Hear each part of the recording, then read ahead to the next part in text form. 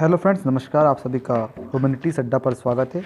और आज हम 12th पॉलिटिकल साइंस के एक इम्पोर्टेंट टॉपिक नीति आयोग, जो एडिशनल टॉपिक है उसका हम चर्चा करते हैं कि नीति आयोग क्या है। तो सबसे पहले हमें पता होना चाहिए, एक शॉर्ट आंसर यहाँ से बनता है फुल फॉर्म ऑफ नीति आयोग। तो नीति आयोग का फुल फॉर्म आ सकता है, तो हमें पता होना चाहिए नीति आयोग का फुल फॉर्म क्या है। National institutions for transforming India. National institutions for transforming India, ये क्या है, नीति आयोग का फुल फॉर्म है।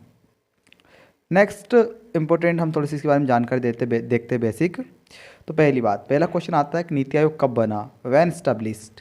तो 1 जनवरी 2015, 1 जनवरी 2015 को क्या किया गया था, नीति आयोग बनाया गया था। किसकी जगह, प्लानिंग कमीशन की जगह। तो किसका सक्सेसर है ये, प्लानिंग कमीशन का सक्सेसर है कौन, नीति आयोग। चेयरमैन कौन है, प्रधानमंत्री इसका चेयरमैन होता है, इसलिए नरेंद्र मोदी के इसके एक्स ऑफिशियो चेयरमैन है। अब एक्स ऑफिशियो का मतलब क्या होता है, तो एक्स ऑफिशियो का मतलब है कि जो प्रधानमंत्री बनेगा वो ऑटोमेटिक इसका चेयरमैन बन जाएगा, नीति आयोग का बन जाएगा। तो प्रधानमंत्री नरेंद्र मोदी के वर्तमान में नीति आयोग के चेयरमैन है। इसका एक वाइस चेयरमैन है सुमन बेरी, और सुमन बेरी जो है वो क्या इसके वाइस चेयरमैन है, उपाध्यक्ष है।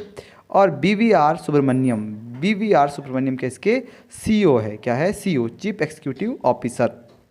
तो ये नीति आयोग के प्रमुख व्यक्ति है। 1 जनवरी 2015 को बना नीति आयोग, प्लानिंग कमीशन की जगह बना। सक्सेसर प्लानिंग कमीशन का चेयरमैन नरेंद्र मोदी है, जो प्रधानमंत्री वो होते हैं, वाइस चेयरमैन सुमन बेरी है, और सीईओ PVR सुब्रमण्यम है। कुछ इंपॉर्टेंट देखते हैं, कंपोजिशन। एक कंपोजिशन का बहुत शानदार क्वेश्चन बनता है, कंपोजिशन क्या है, स्ट्रक्चर कैसा है नीति आयोग का। जब हम नीति आयोग की बात कर रहे हैं तो नीति आयोग का स्ट्रक्चर कैसा है, तो इसमें एक चेयरमैन होता है, वाइस चेयरमैन होता है, सीईओ चीफ एग्जीक्यूटिव ऑफिसर होता है, और मेंबर्स होते हैं। अब देखो जो मेंबर्स है इनमें थोड़ा याद रखना, राज्यों के सीएम, जो राज्य है उनके जो सीएम है वो भी इसके मेंबर होते हैं। कुछ मिनिस्टर्स भी इसमें शामिल होते हैं, कुछ और अन्य जो होते हैं एडवाइज़र्स, वो लोग भी इसमें होते हैं। वाइस चेयरमैन होता है, ये प्रधानमंत्री से अपॉइंट करते हैं, तो ये भी आपको याद रखना। तो इन लोगों से मिलकर क्या बनती है, आपकी पूरी नीति आयोग बनती है।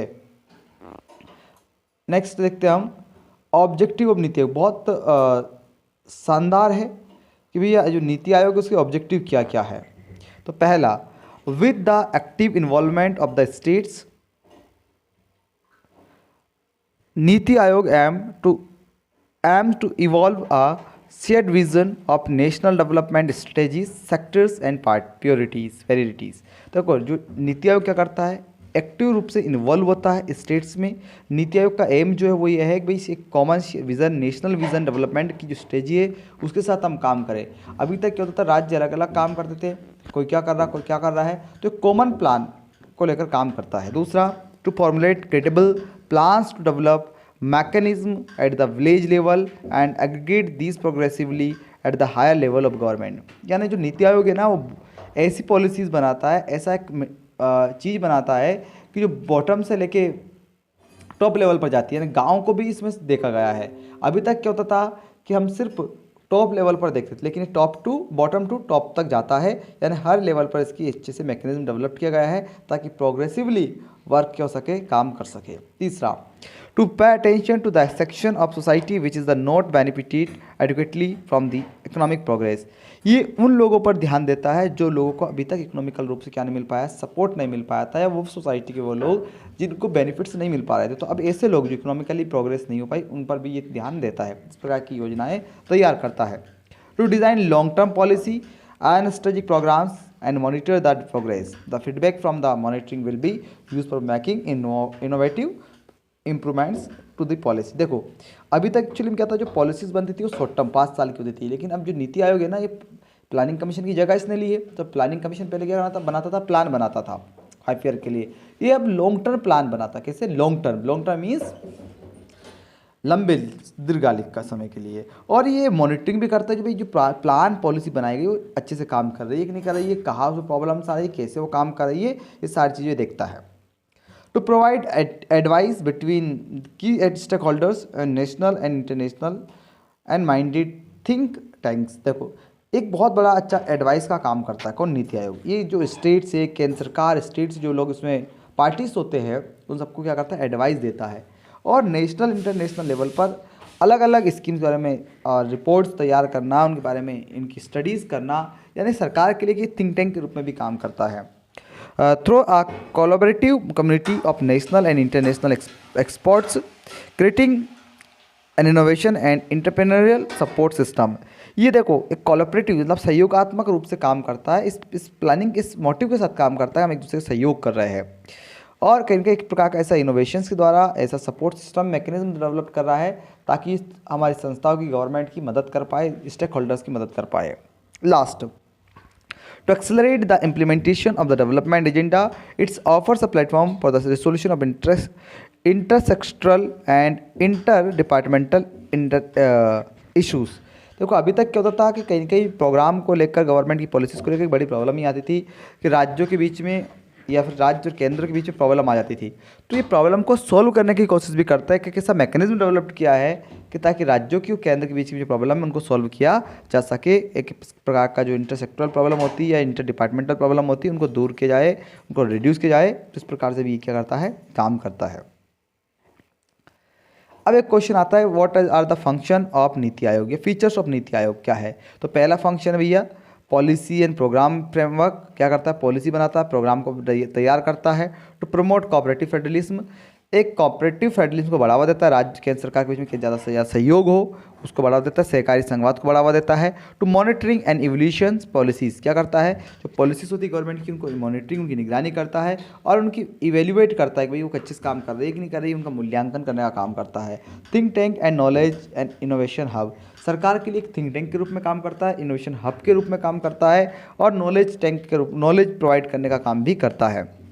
ये कुछ आपको ऑब्जेक्टिव्स भी दे रखे हैं नीति आयोग के बारे में, आप हमने भी बात की लेकिन आप फिर भी यहाँ देख सकते हैं और इनको अच्छे से क्या कर सकते हैं, आप स्क्रीनशॉट लेके याद कर सकते हैं। को देखा है कोऑपरेटिव फेडरलिज्म को बढ़ावा देता है ऑब्जेक्टिव में।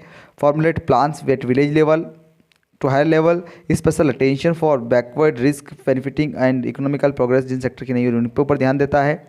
इकोनॉमिक पॉलिसी और इनकॉर्पोरेट्स नेशनल सिक्योरिटी इंटरेस्ट को ध्यान रखता है। Feedback for constant innovative improvements, बार बार फीडबैक लेता रहता है ताकि जो इनोवेशंस किया रहे उनका अच्छे से इंप्लीमेंट किया जा सके, उनसे अच्छे उनके बारे में सोचा जा सके।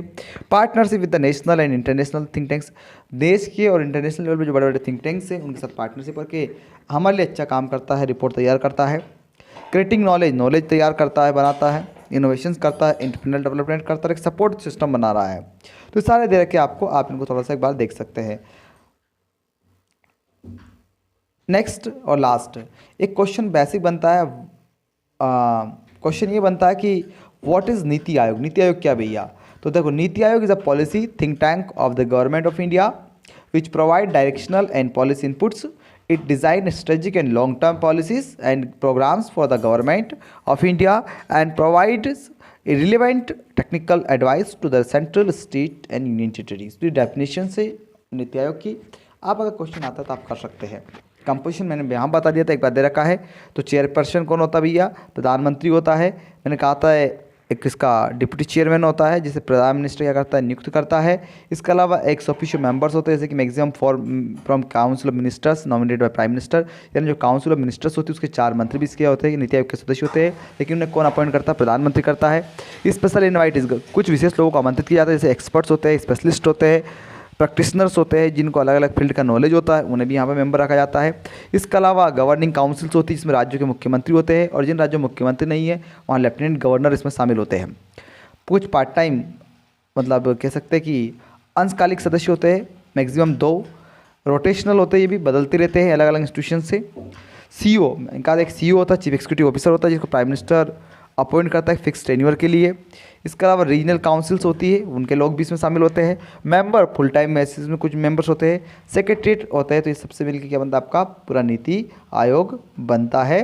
ये हमें थोड़ा सा याद रखना है। ये जो आपको लोग दिखाई दे रहे हैं ये नीति आयोग की मेंबर्स, जो नीति आयोग की काउंसलिंग हो रही थी, मीटिंग, जो काउंसिल है नीति आयोग की उसकी मीटिंग थी, उसका फोटोस आपको दिखाई दे रहा है जिसमें अलग अलग राज्यों के मुख्यमंत्री और जो भी इसमें पार्टनर्स है और जो मेंबर्स है केंद्र सरकार के इसमें, वो सब इसमें आपको दिखाई दे रहे हैं। तो नेक्स्ट ब्रदर्स एंड सिस्टर्स, बहुत अच्छा टॉपिक हमने डिस्कस किया है। और कोई भी पॉलिटिकल साइंस या हिस्ट्री जुड़ो आपको प्रॉब्लम हो तो आप टॉपिक कमेंट बॉक्स में कर सकते हैं, हम उससे भी बहुत जल्दी वीडियो बनाएंगे। आप हमारे चैनल को सब्सक्राइब करें और मुझे मैसेज भी कर सकते हैं कोई भी जानकारी के लिए, मेरे ईमेल एड्रेस पर मेल कर सकते हैं। तो फिलहाल अभी के लिए इतना ही। Thank you, have a nice day.